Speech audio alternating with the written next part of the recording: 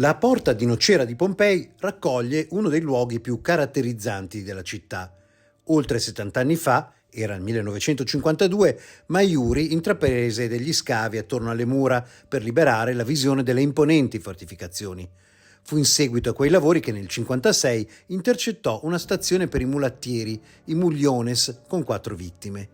Utilizzando il celebre metodo di Fiorelli per i calchi in gesso, Maiuri si trovò di fronte a una delle scene di disperazione che, colpendoci emotivamente, hanno tuttavia il merito di raccontarci moltissimo degli abitanti di Pompei quando erano in vita, restituendoci una parte della loro identità. Sono stati sottoposti a restauro perché anche i calchi in fondo restano molto delicati e vanno tutelati, in tal caso rovinati perché a contatto con il terreno. Si tratta, usando le parole del parco archeologico, di quelli di un uomo adulto, alto circa 1,80 m, l'unico nella posizione originaria, prono con le gambe divaricate, coperto sulla parte posteriore da una tunica. Altre 2 vittime furono trovate poco lontano, un adolescente steso sul fianco sinistro, le gambe piegate in avanti con tracce di tunica sulla schiena e sull'addome e delle suole di sandali, un adulto riverso sul fianco destro con braccia e gambe piegate, tracce della tunica e della suola di sandalo sinistro. L'ultimo calco in questo gruppo era un ragazzo di età compresa tra i 7 e i 19 anni, inizialmente interpretato da Maiuri come un uomo anziano adagiato sul fianco destro che conserva l'impronta di un tessuto sottile sul mento, mentre ai piedi indossava sandali con lacci, le tracce nel calco di un bastone, di una ciotola di legno e di una bisaccia leggibile in un rigonfiamento sul lato sinistro della vittima hanno fatto pensare che si trattasse di un mendicante, come ricorda anche il direttore del parco, Gabriel Zuchtriegel.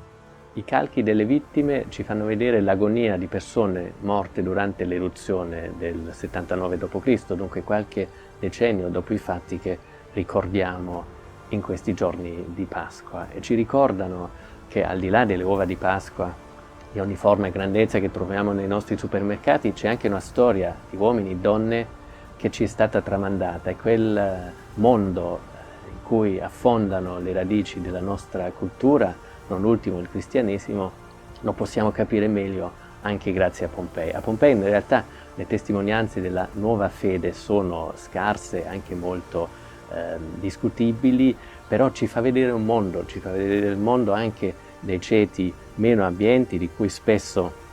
parlano i Vangeli, e qui c'è un calco per esempio di una persona, un giovane che è stato interpretato come un viandante, un mendicante con una bisaccia, un bastone che si leggono ancora nella forma del calco. Gli interventi di manutenzione del gruppo di calchi di Porta Nocera hanno visto il riallestimento dello spazio espositivo con l'inserimento di nuove balaustre in ferro e l'alleggerimento dei pannelli di protezione esistenti perché avevano le grate che costituivano una limitazione alla vista delle opere, con nuovi elementi vetrati ultra chiari di sicurezza per una migliore percezione dell'insieme dei dettagli dei corpi, fino alla manutenzione delle coperture esistenti.